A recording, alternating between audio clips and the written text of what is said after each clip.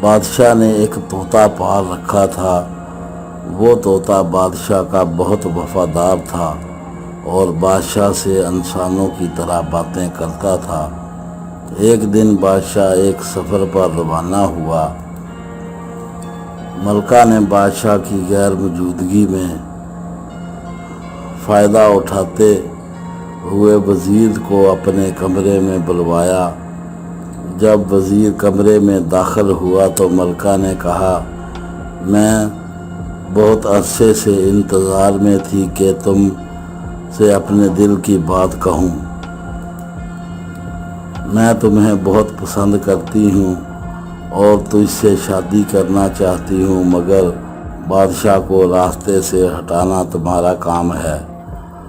وزیر دل ہی دل میں بہت خوش ہوا اور کہا، بادشاہ کو میں راستے سے ہٹا دوں گا۔ بادشاہ کا طوطا یہ بات سن رہا تھا۔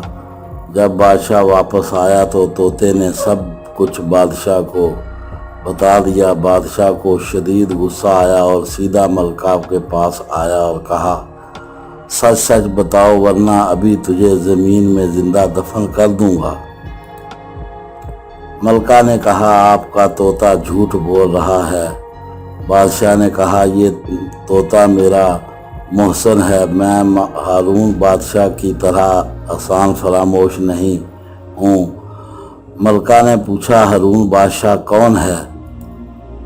بادشاہ نے کہا، ہارون بادشاہ کو ایک جلد کی عجیب سی بیماری لگ گئی تھی۔ پوری سلطنت میں اس کا علاج کوئی نہ کر سکا۔ پھر ایک حکیم نے اپنے علم سے اس کا علاج کیا۔ بادشاہ کی جلد مکمل طور پر ٹھیک ہو گئی۔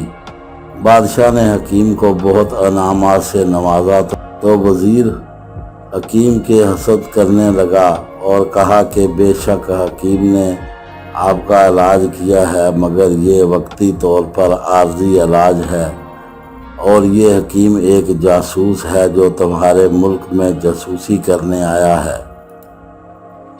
بادشاہ نے فوراً حکیم کے سر قلم کرنے کا حکم دے دیا۔ حکیم نے کہا، اگر آپ نے مجھے مارنے کی ٹھان لی ہے تو میری آخری خواہش ہی پوری کر دیں۔ بادشاہ نے کہا، کون سی خواہش؟ حکیم نے کہا، مجھے مارنے کے بعد میری کھوپڑی کو اپنے سامنے رکھ لینا اور میری کتاب کا صفحہ 120 پڑھنا۔ حکیم کو آخری خواہش پوری کرنے کی گئی اور بادشاہ نے اس کی کھوپڑی اپنے سامنے رکھ کر حکیم کی کتاب کا صفحہ 120 پڑھنے لگا، مگر وہ صفحہ چپٹا ہوا تھا۔ ہارون بادشاہ نے اپنے لب دہن سے صفحہ کھولنے کی کوشش کی۔